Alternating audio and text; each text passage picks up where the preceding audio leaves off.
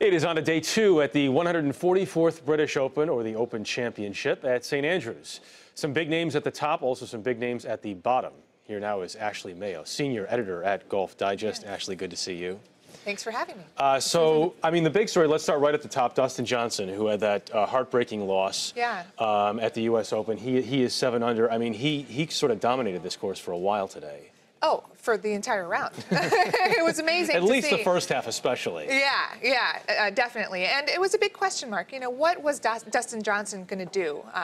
Was he going to bounce back? Was he still going to feel the effects of three-putting on the final hole at the U.S. Open? Was that going to affect him? So it was really great to see him just coming out strong from the gates, from start to finish, and shoot 7 under. This is a guy who's dealt with personal issues, also dealt with issues on the course. So a lot of folks were wondering what he's going to do. So many people talking about Jordan Spieth right now. If Dustin Johnson wins this tournament, it might be even a bigger story. But let's talk about Jordan Spieth for a second. He once again looked great. Yes. He's 5 under, 2 off the lead. Yeah. How about the fact that they were paired together? Yeah. The guy that Dustin lost to in the U.S. Open. I know. The RNA is evil enough to pair them together.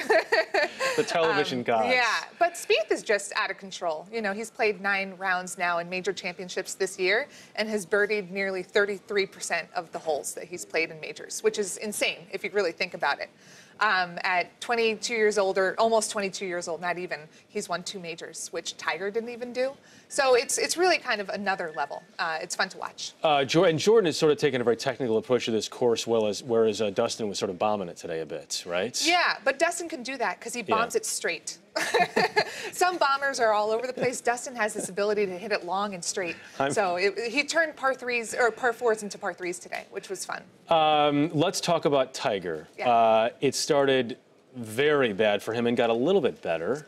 A little bit. Yeah, I like your optimism. A little birdie at the end, yes. Finally.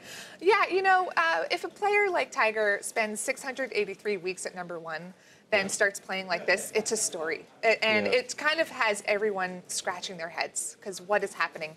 We saw him chunk 2 shots on the first hole.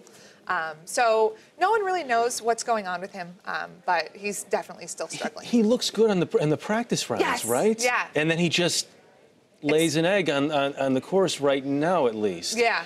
So the weather got worse as we went into day 1, but it's supposed to be brutal tomorrow, and it's going to get worse as the day goes on. That would seem to position guys like Zach Johnson, who is just 1 off the lead right now, in better shape because he is playing early, right? Zach Johnson's 6 under in the afternoon today was incredible. You know, Dustin Johnson shot 7 under, but in the morning. So yeah, Zach is sitting pretty because he has a morning tee time tomorrow. He's going to avoid all the really kind of terrible stuff weather-wise in the afternoon. So yeah, he's in great shape. Possibly the greatest of them all. This is a course that hasn't changed since our great-grandparents were born, which is kind of cool to talk about. Yeah. It's a shorter course than what a lot of the pros are used to, right?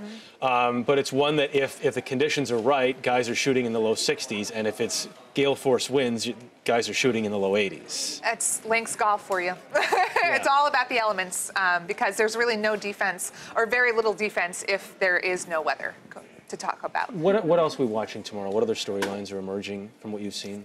Well, we're going to see if Spieth can kind of continue his run, and you know, he's definitely going to make the cut, but positioning yourself for a Saturday run is important for Friday, and you know, we're going to see if Tiger can kind of bounce back, which would be fun. Is the weather supposed to stay brutal through the weekend, or is it just mostly tomorrow? Mostly tomorrow. It's going to stay windy on Saturday, and then a few showers on Sunday. That's just the forecast. In Scotland, you really never know. This is true. Yeah. Ashley, thank you very much. Thanks for having me.